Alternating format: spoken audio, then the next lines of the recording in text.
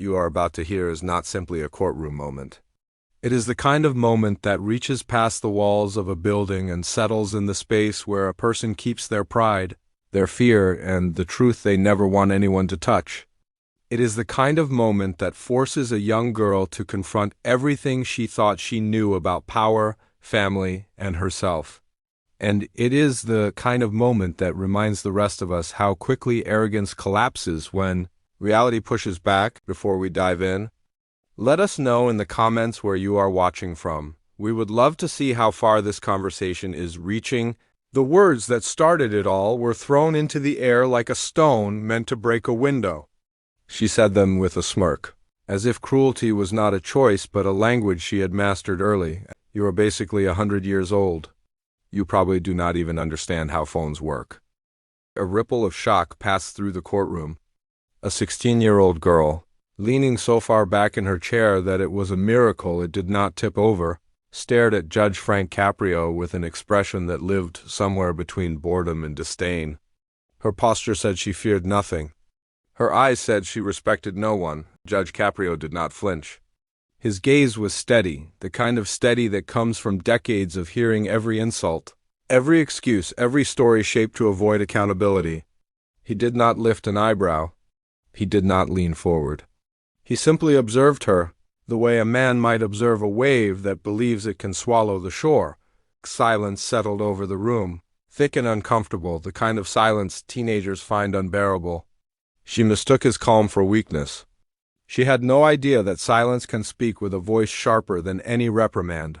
The girl's name was Sophia Chun, and she was moments away from discovering that her attitude was not her shield. It was her undoing, what she did not know. What she could not have imagined was that the phone lying in a sealed evidence bag beside the judge contained messages that peeled back every layer of the persona she tried so hard to project. Messages bragging about the night she crashed into a parked vehicle. Messages mocking the man whose livelihood depended on that very car. Messages that whispered about her father, about secrets she had never expected to hear spoken aloud, secrets that would change everything. Let us begin, Judge Caprio said quietly, his voice barely rose above a whisper, but it carried enough weight to straighten the posture of half the people in the room. The clerk shuffled papers, adjusted his glasses, and announced the case. The charges rolled out one after another, leaving the scene of an accident. Reckless driving, property damage, obstruction. Sophia did not even stand until she was ordered to. She sighed dramatically, the way someone sighs when asked to lift a feather. Not face a judge? Put the phone away. She shoved it into her pocket with an exaggerated groan. She believed she was untouchable. She believed this would end with a warning, maybe a fine her father would pay without blinking. After all, he handled real cases. That was what she liked to tell people. When the judge asked where her parent or guardian was, she shrugged. Her father was working. He did not need to be there. She could handle this alone. He trusts me, she added smugly. It was astonishing. The confidence of someone who understood so little. Judge Caprio made a note without comment.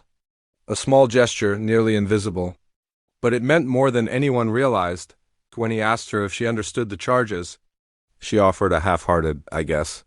When he held up the photograph of the damaged Honda Civic, the crushed bumper, the shattered taillight, the gashes running deep enough to expose metal, she froze for a moment, just long enough for the mask to slip, drop to a whisper. I panicked. Panic explained fear. It did not explain her next choices. She had told her friends that the car was barely scratched. She had told them the situation was hilarious. She had told them she had gotten away with it.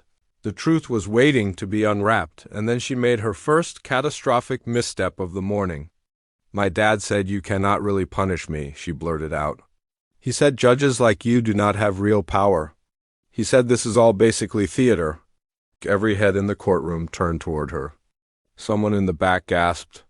Someone else whispered something sharp under their breath. Judge Caprio sat perfectly still. Your father said that? He asked. She lifted her chin. Yes, and you believe him? Why would he lie? He is a lawyer. The moment she said the word lawyer, she sat up straighter, as if expecting the judge to retreat. Instead, he leaned back, studying her with a quiet curiosity. The kind that appears only when something unexpected clicks into place. Miss Chun, he said softly, do you know what your father has been doing for the past 6 months? Sophia frowned. Working, traveling, handling cases. The door at the back of the courtroom opened. Asterisk her. Father walked in. The transformation on Sophia's face happened so quickly it felt like the entire room inhaled at once. The smugness drained. The boredom vanished. Confusion flooded in like cold water. Asterisk David Chun approached the bench with the exhaustion of a man who had not slept well in months. His tie was crooked. His suit jacket barely fit anymore. His eyes were swollen from nights spent awake, worrying in silence. I apologize for being late, Your Honor, he said, his voice cracking. I came as soon as I received your message. Sophia whispered, Dad, what are you doing here? Asterisk for the first time in minutes, Judge Caprio showed something close to sadness. Not anger. Not frustration. Sadness. Asterisk, Mr. Chun, he said, your daughter believes you are a corporate attorney. She believes you have been busy with important cases. Is that correct? David closed his eyes for a moment as if bracing himself. No, Your Honor, he said. That is not correct. The room held its breath. I lost my position in April, David continued. I have not practiced law since. I have been looking for work, but nothing has come through. Sophia stared at him as if he had spoken in a language she had never heard before. You what? She whispered. Asterisk. I did not tell you, David said softly. I wanted to protect you. I wanted you to feel safe. I wanted you to believe things were stable, even when they were not. His voice trembled. I was afraid you would think I failed you. It was the first time anyone had seen Sophia truly speechless. Then Officer Martinez stepped forward, calm, precise, steady, asterisk her report made. Sophia's shoulders collapsed. The victim was inside his car. The impact injured him. His car was not a hobby or a convenience. It was his livelihood. Asterisk Sophia swallowed hard, as if trying to force down the reality she had ignored. Asterisk surveillance footage. Audio recordings, messages, laughter, bragging, asterisk. And then came the text message that broke her father's heart in two, asterisk. My father is so checked out he would not care if I burned the house down. I am untouchable. David's face crumpled. You thought he did not care, the judge said gently. But he has been carrying your world on his back alone. Asterisk, the courtroom fell completely silent. The kind of silence that leaves a mark. Asterisk, then came the truth David had avoided for half a year. Asterisk. I have been driving for a ride-share company, he admitted. 12 hours a day. Sometimes more. I wanted to keep the house. I wanted you to stay in school. I wanted you to have the life I promised you. Asterisk Sophia covered her mouth as if trying to hold in a sound that slipped out anyway. A broken, trembling sob. Asterisk her father reached toward her. She did not pull away. Asterisk Judge Caprio allowed them that moment. Then delivered his ruling with a voice that carried authority without losing compassion. Asterisk she would work with the elderly. She would listen to their stories. She would learn patience, empathy, responsibility. She would write a letter to the man she harmed. She would deliver it in person. She would face him. She would listen to the impact of her actions. She would attend classes meant to confront the realities of reckless driving. She would sit beside her father in counseling sessions, forced to confront every lie she believed, every truth he hid, and every step they would need to take to rebuild trust, and she accepted every part of it. Her voice trembled, but it did not break. Asterisk, yes, Your Honor, I accept. Asterisk months later. Everything changed. Asterisk Sophia arrived early for community service. Her father drove her.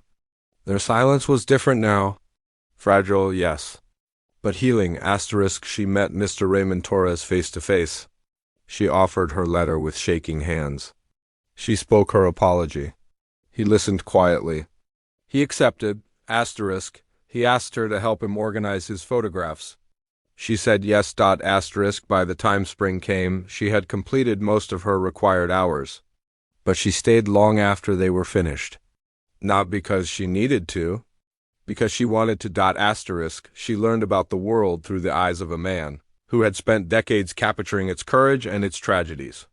She learned that her father had never given up on her, even when he felt he had nothing left to give. She learned that responsibility is not a punishment. It is a path, asterisk, and slowly, carefully, she rebuilt the relationship she once treated like background noise. Asterisk, sometimes, growing up does not happen quietly. Sometimes it comes from the shattering of assumptions, the breaking of pride, and the hard work of facing the consequences. You once believed you were too powerful to feel, asterisk. Sometimes it begins in a courtroom where a 16-year-old girl tells a judge he is too old to understand her world, asterisk Ampac 2.